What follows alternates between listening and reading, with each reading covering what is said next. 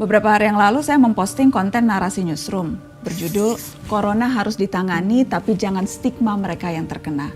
Isinya laporan peristiwa-peristiwa stigmatisasi antar warga yang terjadi belakangan ini. Misalnya di Medan, ada sekelompok warga menolak proses pemakaman jenazah seorang pasien COVID-19. Padahal keluarganya sudah mengikuti protokol keamanan pemakaman. Di Mata Najwa, kita juga sempat menyinggung ini dengan seorang narasumber. Setidaknya ada 4 perawat rumah sakit di Persahabatan Jakarta Timur yang diusir dari kosnya karena dianggap membawa virus. Para suster ini sempat terpaksa harus menginap di rumah sakit. Banyak komentar yang masuk di postingan itu. Saya ingin bacakan beberapa di antaranya. Ada dari Oceanikma. Di sini juga ada Kak Najwa. Jenazah sudah ditolak di 2 tempat, kemudian dikebumikan di wilayah lain. Tapi saat warga tersebut tahu itu jenazah COVID-19, warga geger minta dibongkar kuburannya. Miris lihatnya. Ada dari Jini, teman saya kerja di rumah sakit, sekarang seperti dikucilkan para tetangganya. Sedih banget dengar dia curhat. Ada dari Vika Unitas. Bahkan saya dan teman-teman yang ada di kota berstatus zona merah, padahal bukan ODP pun nggak diperbolehkan masuk ke kos. Ada teman saya yang diusir, di gerbang ditulis orang dari kota saya tidak diperbolehkan masuk. Ada dari Lucy Louis, kemarin ada pasien ODP datang ke rumah sakit tempatku kerja dengan nangis-nangis memohon untuk dibuatkan surat keterangan bahwa dia nggak kena COVID-19. Kami pun bertanya, kok sampai nangis segininya? Saya diusir dari kontrakan saya, Dok.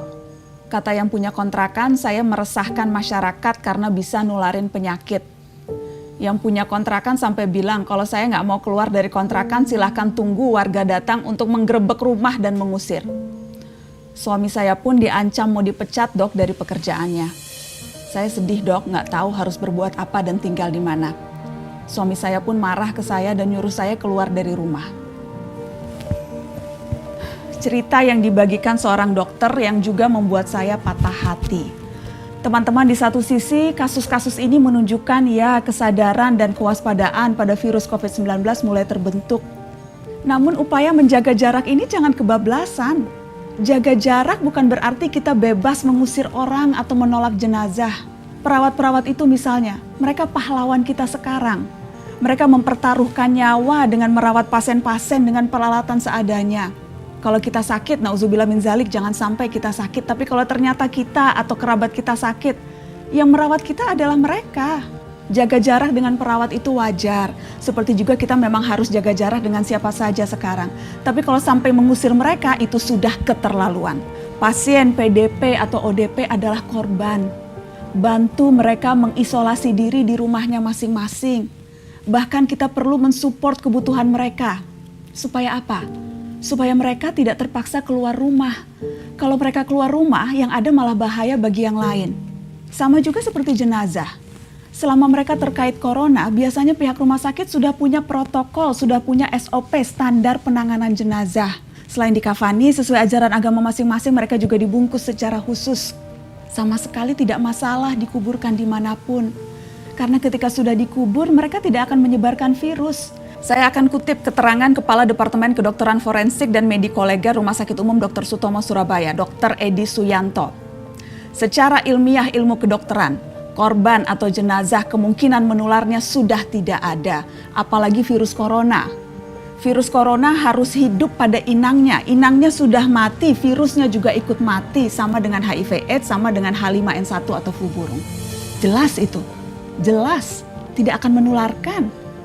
Pasien positif COVID-19 yang akhirnya meninggal saat mereka sakit tidak boleh dijenguk keluarganya.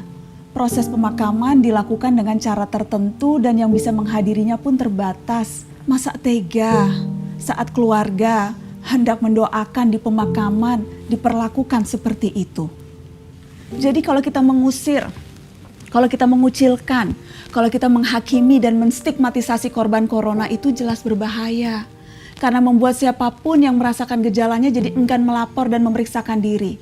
Jika mereka enggan melapor karena takut diusir, dicemooh dan dihakimi, yang rugi kita semua. Virus jadi tidak terdeteksi sehingga menyulitkan memutus rantai penyebarannya. Ingat jargon lama, jauhi penyakitnya bukan orangnya. Seharusnya ini jadi pegangan kita. Cukup dengan jaga jarak, jangan diusir atau dikucilkan. Teman-teman, wabah ini diprediksi masih akan berlangsung panjang. Guncangan-guncangan sosial juga akan terjadi. Dan inilah saatnya memperkuat solidaritas. Jarak fisik memang harus direnggangkan, tapi ikatan sosial justru harus dirapatkan. Kita tidak bisa sendirian mengatasi wabah ini.